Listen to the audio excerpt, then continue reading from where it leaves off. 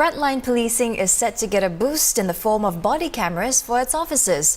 The cameras will be piloted from the middle of the year. But it's not just the authorities who are harnessing technology to fight crime. Affordable prices have made the technology more accessible to the man in the street as well. In this week's Spotlight, Kimberly Spykerman looks at the good, the bad and the ugly of CCTV cameras.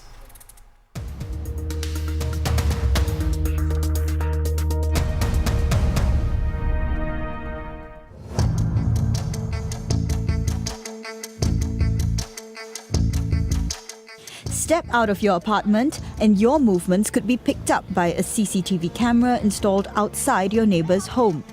Electronic eyes track your every move. A police camera as you get into the lift, a traffic camera as you drive your car, or even a security camera as you walk into the office. For the authorities, electronic eyes have proven a greater help than hindrance. Police cameras are installed in at least 2,000 HDB blocks and multi-storey car parks island-wide as part of a community policing initiative. This means more effective crime fighting, particularly when battling unlicensed money lending, theft and outrage of modesty. Overall, footage from these cameras have helped solve 48 crime cases since 2012. And provided further leads in another 195 cases. For the National Environment Agency, surveillance cameras have effectively tackled high-rise littering.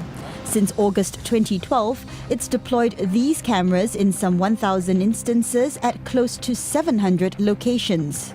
The cameras are usually deployed based on feedback and were effective in addressing the problem in about 80% of these cases.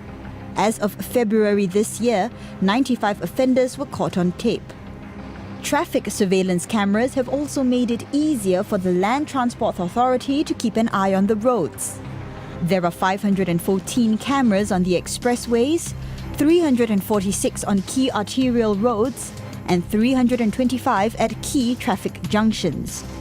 LTA says this facilitates early detection of traffic situations like accidents and breakdowns so they can respond promptly. With electronic eyes everywhere you look, it's also harder for bad behavior to go unnoticed.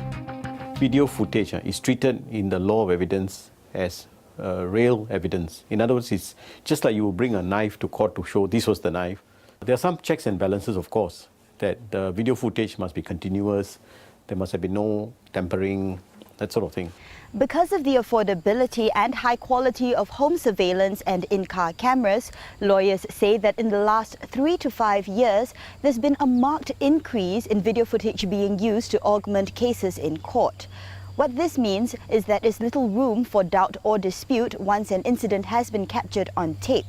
Video footage has been used in cases such as traffic offences, abuse involving children and the elderly, as well as molest. The case which I handled will be an outrage of modesty case. The act of outrage was committed when both the offender and the victim step out of the lift into this HDB corridor. And coincidentally, there was this unit directly in front of the lift that actually fitted this CCTV camera. They managed to capture the whole offending act in question. The issue of privacy and the right to know that you're being filmed is one that's surfaced many times. In Singapore, we don't have privacy laws. So long as you don't go into somebody's house or premises and the video footage is shot in public, then nobody can claim that that is an invasion of my privacy. The only time when one has to be very careful is if the video footage is most likely defamatory.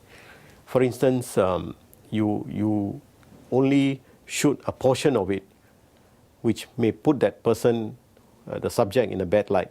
But if you look at the whole footage, then you understand that there was a continuity and there was a reason why the person behaved the way he did.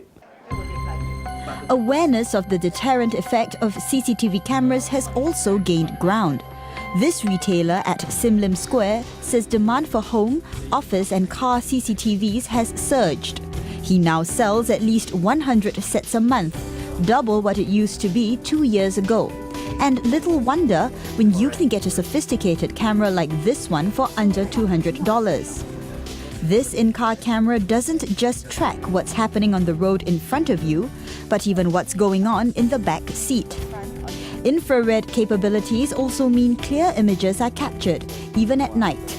And when an accident happens, the camera automatically records the GPS coordinates of where it occurred. Most of the person they have something want to monitoring for the what situation for the home or office at the car. The reason is the media or something the newspaper because he see a lot of case and this one more of the consumer or customer already know had this item to let the more convenient to them. So they're starting to buy the camera because before that this was a new technology. A lot of customer or something people don't know how to prevent this case. And if you aren't willing to pay a hefty sum for a surveillance camera, you can get these fake cameras for between $5 and $10. Now these are just shells and can be stuck on the ceiling using double-sided tape. For those who buy such cameras, they do so because of its deterrent effect and hope that an untrained eye won't be able to tell the difference. What's interesting is that even as more high-tech surveillance cameras become available to the man in the street, one profession that may not necessarily buy into this is private investigation. Private investigators are no strangers to the surveillance camera, a tool that's key to getting the job done. For example, in matrimonial disputes where concrete evidence is required. But one veteran says it's more important to know how to use what's at your disposal. Retired police officer Lionel D'Souza has run his agency since 1999. He has witnessed a changing demand for video footage as evidence, rather than just still photographs.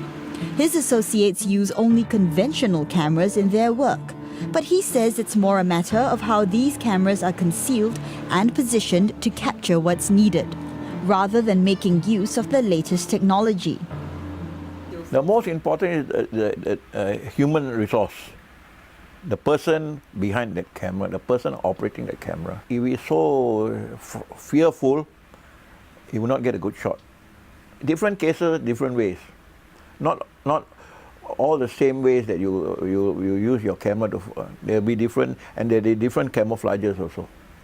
Smaller, smarter and more affordable gadgets will inevitably change the nature of surveillance, but how they're used and how scrupulous people will be when using them will eventually determine whether these gadgets turn out to be a bane or a benefit.